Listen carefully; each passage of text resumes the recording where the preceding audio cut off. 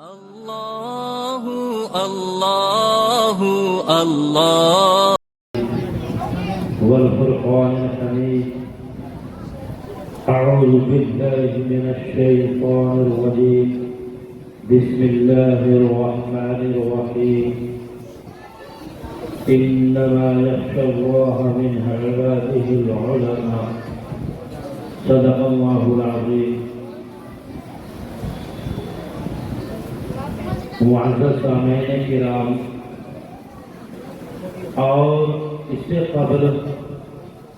Stage پر رونق افروز حضرات اساتذہ کرام اور ذمہ داران مدرسہ حضرات اور مہمانان اعزام جو ہماری حقیر کی دعوت پر صبح سے لے کر اب تک ہمارے شانہ بشانہ چل رہے ہیں، سبھی کا تہ دل سے شکریہ ادا کرتے ہیں. اور اسی طریقے سے عزیز طلبہ بھی ماشاءاللہ پروگرام بھی پیش کر رہے ہیں اور ماحول کو پرسکون بنائے ہوئے ہیں. اور ان سب کامیابی کے پیچھے ہمارے اساتذہ کرام کی محنت ہے. اور ایک مرتبہ میں پھر عرض کر دینا چاہتا ہوں اپنے عزیز طلباء سے کہ خاموشی کے ساتھ آرام سے بیٹھے رہیں، پرسکون ماحول بنائیں. ماشاءاللہ آپ حضرات صبح سے پروگرام سن رہے ہیں، سماعت فرما رہے ہیں، اور ہمارا یہ پروگرام آپ حضرات جانتے ہیں کہ جشن یوم آزادی کے تعلق سے ہے. اور اس پروگرام منانے کا مقصد یہ ہے کہ ہم لوگوں کو شہیدان وطن کو یاد کیا جائے اور ان کی تاریخ کو بیان کیا جائے. جیسا کہ آپ حضرات صبح سے سن رہے ہیں، بچے بھی پروگرام پیش کر رہے ہیں، ان میں بھی تاریخوں کا تذکرہ ہے اور شہیدان وطن کا تذکرہ ہے. اور اسی طریقے سے مجھ سے قبل حضرت مفتی اکمل صاحب نے بھی تاریخ کے تعلق سے 2-4 باتیں بتلائی تھی. اب میں بھی 1-2 بات تاریخ کے تعلق سے آپ حضرات کو بتلانا چاہتا ہوں. آپ حضرات جانتے ہیں کہ اس 15 اگست کو کیوں منایا جاتا ہے؟ کہ ہمارا ملک ہندوستان آج کے دن انگریزوں کے چنگل سے آزاد ہوا تھا. اور جتنی آسانی سے ہم لوگ کہہ دیتے ہیں اتنی آسانی سے یہ آزاد نہیں ہوا ہے. یہ آزادی ہم کو ایسے نہیں ملی ہے، بلکہ ہمارے علماء کرام نے اور اسی طریقے سے ہمارے ہندو بھائیوں نے اور ان کے بزرگوں نے بہت زیادہ قربانیاں پیش کی ہیں، اور دونوں نے مل کر اپنی قربانیوں کو پروان چڑھایا ہے. اس کے بعد یہ آزادی ہم کو نصیب ہوئی ہے. اور انگریزوں کے تسلط کی یہاں پر ایک تاریخ ہے اور تاریخ کا عطا سمندر ہے. اگر اس کو بیان کیا جائے، اور پوری تاریخ تو کوئی بیان کرنے پر قادر نہیں ہے کیونکہ تاریخ کا ایک عطا سمندر ہے. اس میں سے 1-2 قطرہ اٹھا کر 2-4 باتیں آپ حضرات کو بتلانا چاہتا ہوں. جیسا کہ آپ حضرات نے ابھی سنا کہ سن 1601 عیسوی میں ہندوستان کے اندر انگریز آیا تھا، اور اس وقت کا جو بادشاہ تھا وہ جہانگیر تھا ہندوستان کے اندر. اور پورے ہندوستان کی زبان صرف اور صرف فارسی تھی. اور سن 1608 عیسوی میں ایسٹ انڈیا کمپنی کے نام سے ایک وقت واسکو ڈی گاما کے ذریعے ممبئی کے ساحل پر اترا، جس نے حکومت وقت سے درخواست کی کہ ہمارا تعاون کیا جائے، ہم ہندوستان کی تجارت کو مستحکم اور مضبوط کرنے کے لیے آئے. یہاں کے مال کو ہم برطانیہ کے منڈی میں لے جائیں گے، وہاں سے جو پیسہ ہم کو حاصل ہوگا اس کو ہم ہندوستان میں لگائیں گے، اس کی تجارت میں لگائیں گے. اس سے ہندوستان کو بہت بڑا نفع حاصل ہوگا. اور جس وقت انگریز یہاں پر آیا تھا اس وقت صرف دہلی شہر کے اندر 1000 دینی مدارس تھے، اس سے بھی زائد دینی مدارس تھے. اس وقت کا جو بادشاہ تھا وہ سخت ناامن اندیش آدمی بادشاہ تھا. وہ ہندوستان کی سیاست کو سمجھ نہ سکا اور ہندوستان کو بڑے بڑے کارخانے اجازت دے دی اور ان کے لیے بہت آسانیاں پیدا کر دی اور ریاستوں کی ریاستیں ان کے نام پر ہبا کر دی اور ان کو یہ بول دیا کہ اس صوبے کی حکومت تیرے ہاتھ میں ہے، اس جگہ کی حکومت تیرے ہاتھ میں ہے، اور 500 مربع زمین لے کر یہ فرما دیا اس کی حکومت تیرے ہاتھ میں ہے، اس کی باغڈور تیرے ہاتھ میں ہے، جو تو فیصلہ یہاں پر کرے گا وہ نافذ ہوگا۔ اسی طریقے سے ہندوستان کے اندر انگریز کا تسلط بڑھتا گیا اور انگریز قابض ہوتا گیا، لیکن سن 1701 عیسوی کے اندر تقریباً 1 صدی گزرنے کے بعد ہندوستان میں اسی طریقے سے انگریز بہت زیادہ مستحکم اور مضبوط ہوتا جا رہا اور ان کی حکومت قائم ہوتی جا رہی تھی، لیکن اسی اثنا میں دہلی شہر کے اندر شیخ عبد الرحیم کے یہاں ایک لڑکا پیدا ہوا جس کو ہم اور آپ شاہ ولی اللہ محدث دہلوی کے نام سے یاد کرتے ہیں۔ اس بچے نے جب آنکھیں کھولی اور ہوش سنبھالی تو دیکھتا ہے کہ ہندوستان کے اندر انگریزوں کا تسلط بڑھتا چلا جا رہا ہے اور وہ ہندوستانیوں کو اپنا غلام بنانا چاہتے ہیں۔ تو جنہوں نے دیکھا اور ان حضرات نے اس چیز کو پرکھا، شاہ ولی اللہ محدث دہلوی ایسی شخصیت ہے جنہوں نے سب سے پہلے ہندوستان کے اندر منظم طور پر درس حدیث کا سلسلہ شروع کروایا۔ سب سے پہلے حدیث کا سبق محدث دہلوی نے ہندوستان کے اندر دیا اور وہ مکہ مکرمہ کے ایک عالم دین شیخ ابو طالب مدنی سے پڑھ کر آئے تھے۔ جو محدثین کرام ہے سب کا سلسلہ ان سے جا کر ملتا ہے۔ تو شاہ ولی اللہ محدث دہلوی ایسی شخصیت ہے اور ان کے انتقال کے بعد ان کے یہاں سن 1739 عیسوی کے اندر ایک لڑکا پیدا ہوتا ہے جس کا نام شاہ عبدالعزیز محدث دہلوی ہے۔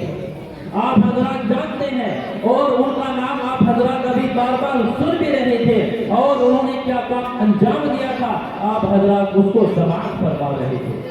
جو میرے معزز سامعین کرام سن 1762 عیسوی میں ان کے والد صاحب کا انتقال ہو جاتا ہے اور شاہ عبدالعزیز محدث دہلوی اپنے والد صاحب کی مسند حدیث پر بیٹھ جاتے ہیں اور اس کے بعد حدیث پڑھانا شروع کر دیتے ہیں۔ لیکن کیا دیکھتے ہیں کہ ہندوستان کے اندر انگریزوں کا تسلط قبضہ بڑھتا جا رہا ہے اور وہ ہندوستان کے مسلمانوں کو، ہندوؤں کو، سبھی مذہب کے لوگوں کو اپنا غلام بنانا چاہتے ہیں، اپنے تہذیب و تمدن میں ان کو ڈھالنا چاہتے ہیں۔ جب انہوں نے اس چیز کو دیکھا اور پرکھا سن 1772 عیسوی کے اندر تقریباً 9 سال حدیث شریف پڑھانے کے بعد انہوں نے جہاد کا فتویٰ جاری کیا۔ پہلے جہاد کی ترغیب دلائی اور اس کے بعد جہاد کا فتویٰ جاری کیا۔ سب سے پہلے انگریز جمہوریت، انگریز دشمن، انہوں نے انگریز کے خلاف جہاد کا فتویٰ جاری کیا تھا اور انہی کی وجہ سے سلطان ٹیپو نے اس فتوی جہاد کی وجہ سے بہت زیادہ لڑائیاں لڑی ہیں، جن میں سب سے مشہور 4 میسور کی لڑائیاں ہیں۔ سلطان ٹیپو شہید رحمت اللہ علیہ نے انگریز کی ناک میں دم کر دیا تھا اور ان سے برابر ٹکراتا رہا، وہ طرح ٹکراتا چلا گیا اور 4 میسور کی بڑی بڑی لڑائیاں لڑی، کیونکہ میسور کے اندر ہندوستان میں میسور کے اندر انگریزوں کا تسلط بہت زیادہ بڑھتا چلا جا رہا تھا۔ ویسے تو پورے ہندوستان کے اندر، لیکن سلطان ٹیپو بھی میسور کے تھے، انہوں نے بہت زیادہ لڑائیاں لڑی اور جب 1799 عیسوی کے اندر ان کا انتقال ہو گیا۔ اور کیسے انتقال ہو گیا کہ انگریز جو تھے انہوں نے سلطان ٹیپو کے جو سپہ سالار تھے، ان کی فوج کے جو کمانڈر تھے، ان کو لالچ دے کر 900 مربع زمین کا لالچ دے کر ان کو خرید لیا اور اس طرح اپنوں کی غداری کی وجہ سے سلطان ٹیپو کو سن 1799 عیسوی میں شہید کر دیا گیا۔ یہ میسور کا مجاہد شہید ہو گیا جس نے کہا تھا کہ شیر کی 1 دن کی زندگی گیدڑ کی 100 سالہ زندگی سے بہتر ہے۔ سلطان ٹیپو اتنا بڑا اللہ والا تھا، اس نے کبھی پوری زندگی داڑھی نہیں کٹائی، لیکن آج کتابوں کے اندر ان کی جو تصویر دکھائی جاتی ہے وہ بغیر داڑھی کے دکھائی جاتی ہے۔ حضرت مولانا حسین احمد مدنی صاحب رحمۃ اللہ علیہ اپنے مکتوبات کے اندر لکھتے ہیں کہ سلطان ٹیپو اتنا بڑا اللہ والا تھا وہ اپنے وقت کا قطب تھا، وہ اپنے وقت کا ابدال تھا، اس نے پوری زندگی داڑھی نہیں کٹائی، وہ شمسندہ دار تھا، وہ تہجد گزار تھا، اور ایک مرتبہ میسور کی جامع مسجد تعمیر کرائی، اور جس میں انہوں نے یہ شرط لگائی کہ اس میں سب سے پہلے وہ عالم نماز پڑھائے گا جو صاحب ترتیب ہو۔ صاحب ترتیب کس کو کہتے ہیں؟ جس کی بالغ ہونے کے بعد پوری زندگی 5 نمازیں اکٹھی قضا نہ ہوئی ہو، اس کو صاحب ترتیب بولتے ہیں۔ تو یہ شرط لگائی میسور کی جامع مسجد کے اندر، جب اس کو تعمیر کرنے کے بعد یہ شرط لگائی کہ سب سے پہلے وہ عالم نماز پڑھائے جس کی پوری زندگی 5 نمازیں اکٹھی قضا نہ ہوئی ہو، جو صاحب ترتیب ہو۔ سب کے سب صفوں کے اندر کھڑے کے کھڑے رہ گئے، کوئی بھی آگے نہ بڑھا۔ سلطان ٹیپو آگے بڑھتا ہے، وہ کہتا ہے میں یہ راز کھولنا نہیں چاہتا تھا، جب سے میں بالغ ہوا ہوں میری کبھی بھی 5 نمازیں اکٹھی قضا نہیں ہوئی ہے، اور میں صاحب ترتیب ہوں۔ اتنا بڑا اللہ والا کا سلطان ٹیپو۔ اور میرے معزز سامعین کرام، حضرت مفتی عبدالعزیز محدث دہلوی نے یہ فتویٰ دیا تھا، انہی کے فتوے کی وجہ سے سلطان ٹیپو نے میدان کارزار گرم کیا تھا، اور اس کے بعد جب ان کا انتقال ہو جاتا ہے نواب سراج الدولہ نے میدان کارزار گرم کیا، اور اسی طریقے سے ہندوستان کی تاریخ میں بہت زیادہ جنگیں لڑی گئی، اور جس کو جنگ عظیم کے نام سے یاد کیا جاتا ہے، وہ سب سے بڑی جو جنگیں ہیں ان کو ایک تو 1857 عیسوی کی جنگ آزادی ہے، اور ایک تحریک ریشم روال ہے، ان کو سب سے بڑی جنگ کہا جاتا ہے، ان کو جنگ عظیم کہا جاتا ہے۔ جب تو اس سے پہلے بھی لڑی گئی اور اس سے پہلے بھی جنگیں ہوئی، لیکن ان کو سب سے بڑی جنگ کے نام سے یاد کیا جاتا ہے۔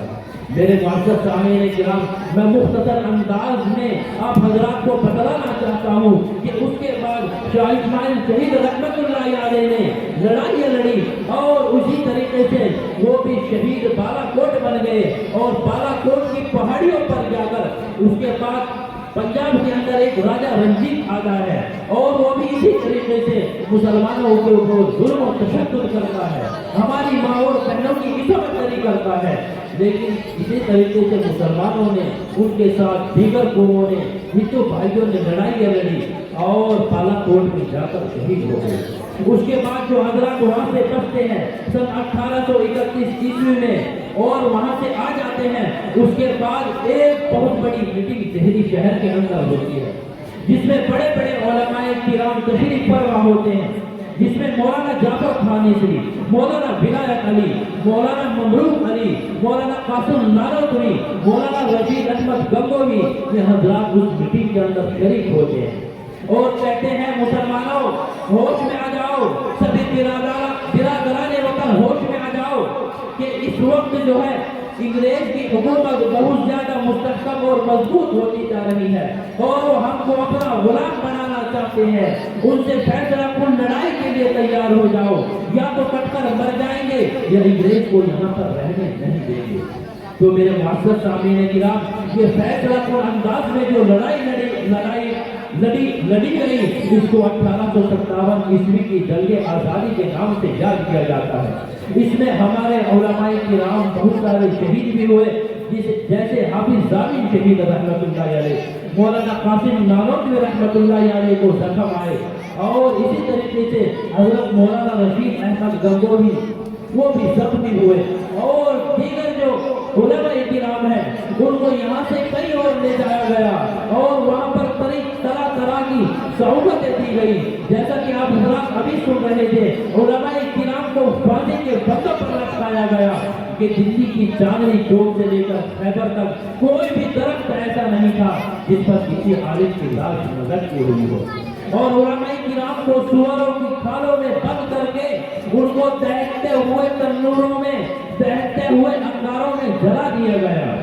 اور وہ جل کر راکھ ہو گئے۔ کس کے خاطر؟ اس محبان وطن، اس وطن کی محبت کے خاطر، انگریزوں کو یہاں سے بھگانے کے خاطر وہ آگ پر جل گئے، پک گئے، لیکن کبھی اس ملک سے غداری نہیں کی۔ لیکن آج مسلمان کو اس ملک کا غدار ثابت کیا جاتا ہے، اور طرح طرح کی اسکیمیں چلائی جاتی ہے کہ مسلمان کو یہاں سے بھگاؤ۔ ہم تو اپنی وفاداری کا ثبوت پیش کرتے ہیں کہ ہم شروع ہی سے اس ملک کے وفادار ہیں اور کوئی بھی سپر پاور طاقت ہو ہم کو یہاں سے نہیں نکال سکتی۔ تو میرے معزز سامعین کرام، اس طریقے سے 1857 عیسوی کی جنگ آزادی میں ہم کو کسی بنا پر ناکامی کا سامنا کرنا پڑا، لیکن ہمارے علماء کرام نے ہار نہیں مانی اور تقریباً علماء کرام کو ختم کرنے کا فیصلہ کر لیا گیا اور قرآن کریم کے نسخوں کو جلایا گیا اور علماء کرام کو 14,000 علماء کرام کو پھانسی کے پھندے پر لٹکایا گیا۔ تقریباً کچھ گنے چنے علماء کرام باقی رہ گئے تھے، لیکن وہ اپنے حوصلے سے پیچھے نہیں ہٹے بلکہ پورے عزم و استقلال کے ساتھ وہ آگے بڑھے اور اس کے بعد پھر شیخ الہند حضرت مولانا محمود حسن دیوبندی انہوں نے ایک تحریک چلائی جس کو تحریک ریشمی ہمار کے نام سے یاد کیا جاتا ہے۔ یہ اتنی عجیب و غریب تحریک ہے، اس کو انسان دیکھ کر سوچ کر سمجھ کر ششدر و حیران رہ جاتا ہے۔ اور اس کے بعد مولانا حسین احمد دیوبندی آتے ہیں تو ان کی سرپرستی میں یہ تحریک چلی اور کہیں جا کر بڑی قربانیوں کے بعد ہم کو اس ملک میں آزادی نصیب ہوئی۔ اور وہ جو دن تھا 1947 15 اگست کا دن تھا، اسی وجہ سے ہم لوگ جو ہیں اس کو یوم آزادی کے طور پر منایا جاتا ہے اور ہم لوگ آج ملک کے اندر چپے چپے کونے کونے ہر جگہ اسکول مدرسے کے اندر یہی پروگرام منایا جا رہا ہے اور شہیدان وطن کو یاد کیا جا رہا ہے۔ اس مختصر انداز میں میں نے آپ حضرات کو 2-4 باتیں بتلائی ہیں۔ اللہ تبارک و تعالی ہم سبھی کو تاریخ کا مطالعہ کرنے کی توفیق مرحمت فرمائے اور جو اس ملک میں کھاتے اس دنیا فانی سے رخصت ہو چکے تھے شہیدان وطن کو اللہ تبارک و تعالی مسلمانوں کے طور پر جو شہید کیے گئے ان کو جنت الفردوس میں اعلیٰ مقام مرحمت فرمائے۔ وآخر دعوانا الحمدللہ۔